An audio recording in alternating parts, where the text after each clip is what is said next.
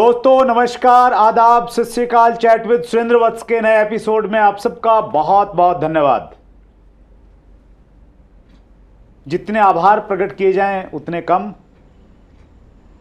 आपके इसी प्यार की वजह से, इसी सपोर्ट की वजह से हमने 5 लाख सब्सक्राइबर का एक माइलस्टोन पूरा किया है। उसके लिए विशेष रूप से धन्यवाद। हम हर बार आपसे रिक्वेस्ट करते हैं कि आप जिन लोगों को मिलना चाहते हैं उनके नाम चैट बॉक्स में लिखिए, लेकिन कंपनी के नाम को मत चैट बॉक्स में लिखिए, और आप उसका सम्मान कर रहे हैं। आपने एक नाम बार बार लिखा और आपके आदेश पे हमने उनको आमंत्रित किया। डायरेक्ट सेलिंग इंडस्ट्री का एक बहुत बड़ा नाम है। आइए मिलकर स्वागत करें। शिव कुमार जी आज हमारे मेहमान हैं। शिव कुमार जी, चैट विद सुरेंद्र वत्स में आपका बहुत बहुत स्वागत है। Thank you so much sir. सबसे पहले आपका बहुत बहुत धन्यवाद कि आपने हमें chat with Surendra Vats YouTube channel पर आने का मौका दिया।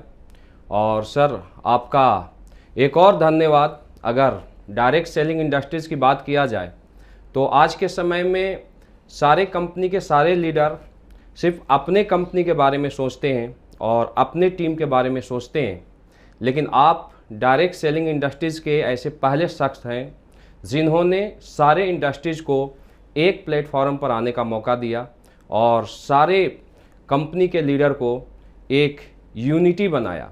तो अगर आज डायरेक्ट सेलिंग इंडस्ट्रीज़ की बात की जाए तो आपका एक बहुत बड़ा रोल है सभी डायरेक्ट सेलर्स को एक साथ लाने के लिए।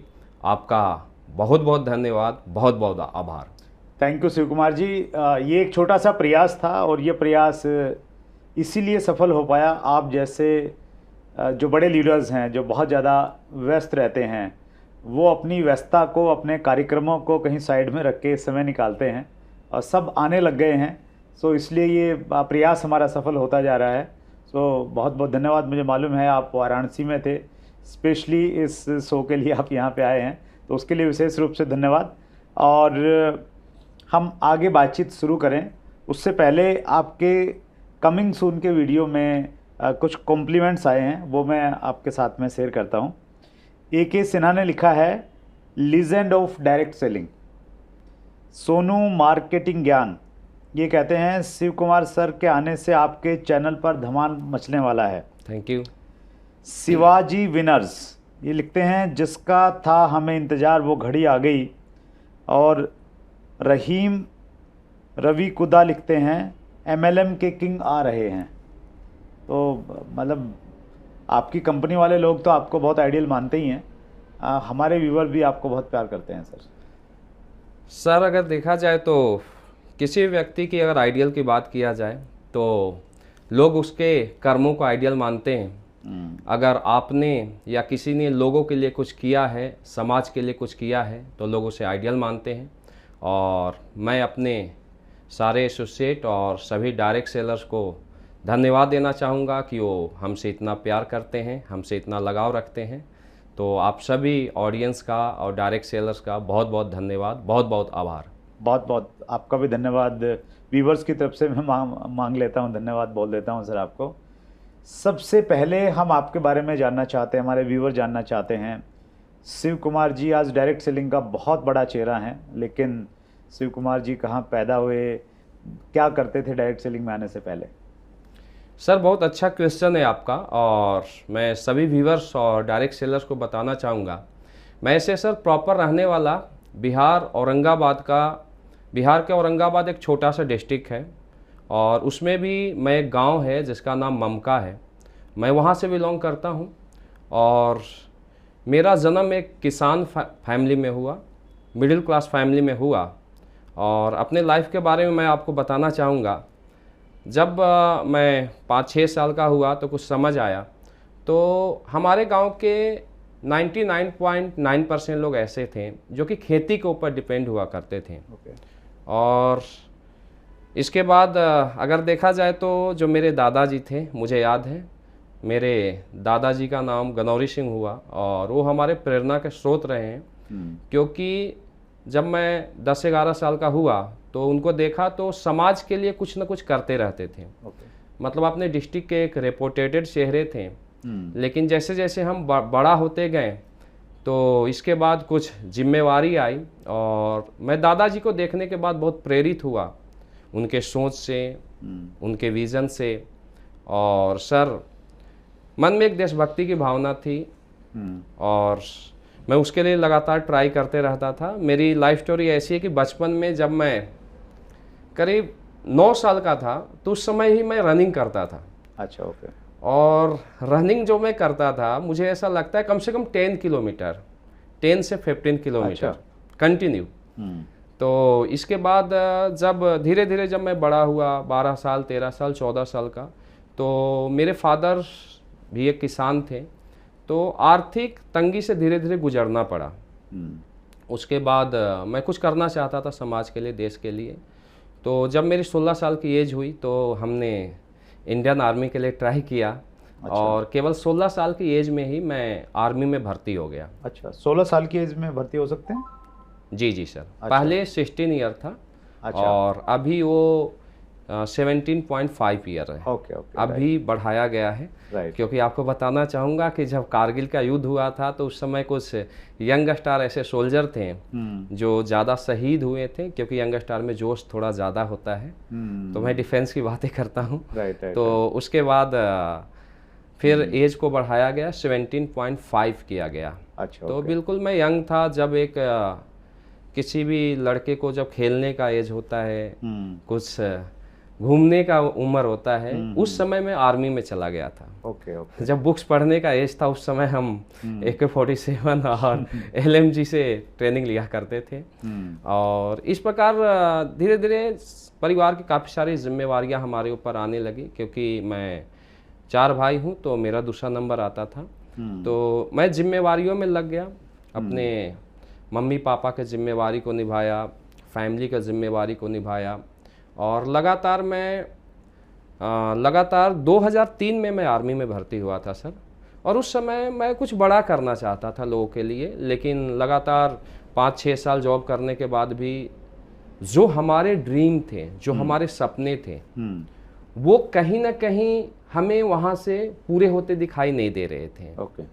और इसी बीच मैं मेरठ आया और मैं एक हार्ड स्ट्रगलर हूँ शुरू से ही। Okay. अगर आर्मी की बात किया जाए तो आर्मी के अंदर भी ऐसा बोला जाता है कि अगर आप 3 दिन भी अगर आपको सोने का मौका ना मिले तो आपके बॉडी में इतना स्टैमिना होना चाहिए, अच्छा, इतना ताकत होना चाहिए कि आप चौथे दिन भी काम करने के लिए रेडी रहें।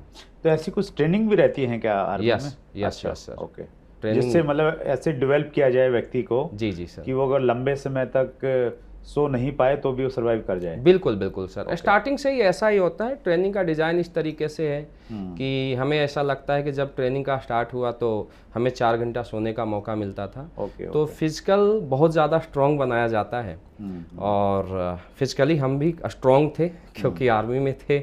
और इसके बाद हमें 2008 में डायरेक्ट सेलिंग को देखने का मौका मिला, समझने का मौका मिला। और जिस समय मैं इस इंडस्ट्रीज को देखा तो मुझे ऐसा लगा कि जो हमारे ड्रीम है, जो हमारे सपने हैं, जो हम लोगों के लिए कर सकते हैं, वो इस इंडस्ट्री से हम हासिल कर सकते हैं। और मैं बिना देर किए हुए 2008 में मैं इस इंडस्ट्रीज को ज्वाइन किया। लगभग 2003 में भर्ती हुआ था, तो 5 साल बाद मैं इस इंडस्ट्रीज को ज्वाइन किया। और आपको बताना चाहूँगा कि आर्मी के जॉब को करते हुए मैं इस बिज़नेस को किया, जो कि एक बहुत टफ था। ओके। अगर देखा जाए तो आर्मी के जॉब, हम सुबह 4 बजे हमारा जागना, 4 बजे के बाद 5-6 बजे तक टोटल फौज के कुछ शेड्यूल होते हैं, जैसे बैरक वगैरह को क्लीन किया जाता है, बहुत सारे डिसिप्लिन वहाँ पर होते हैं। हम 5:30 AM हम PT ग्राउंड में चले जाते थे।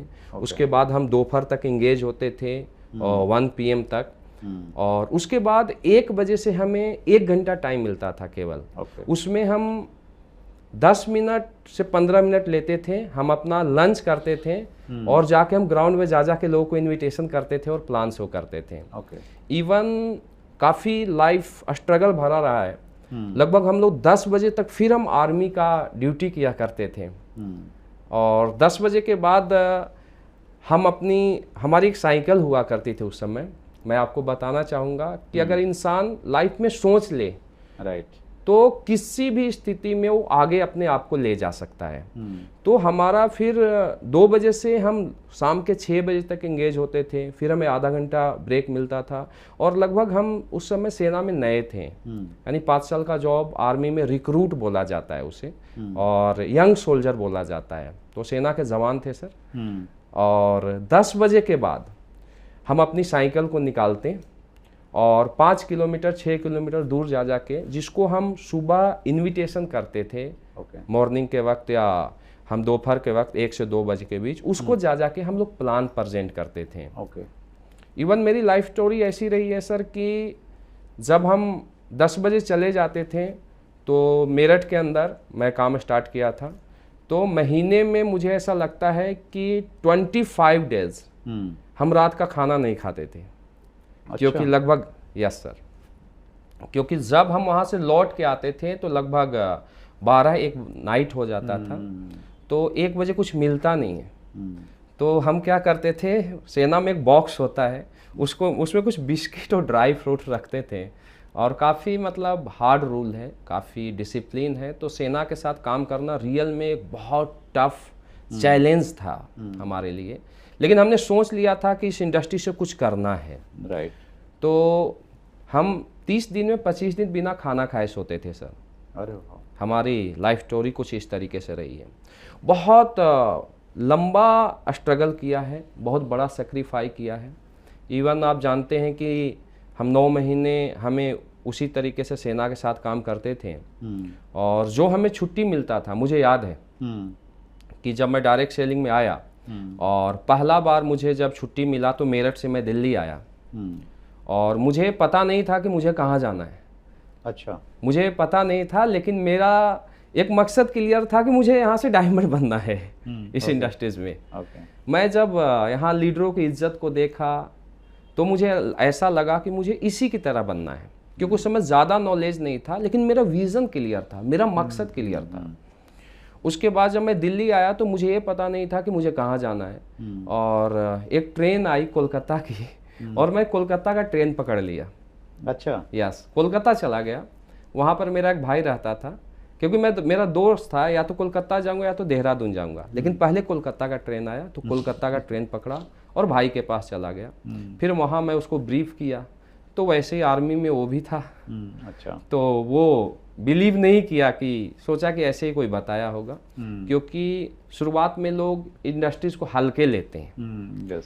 उनको नहीं पता था कि इसका मकसद क्या है, ये किस इंडस्ट्रीज को ज्वाइन किया है। लेकिन फिर भी मैं उनको कन्विंस करने में कामयाब हुआ कि आपके पास मैं रुकूंगा और मुझे मौका दो, 1 महीने में काम करूंगा।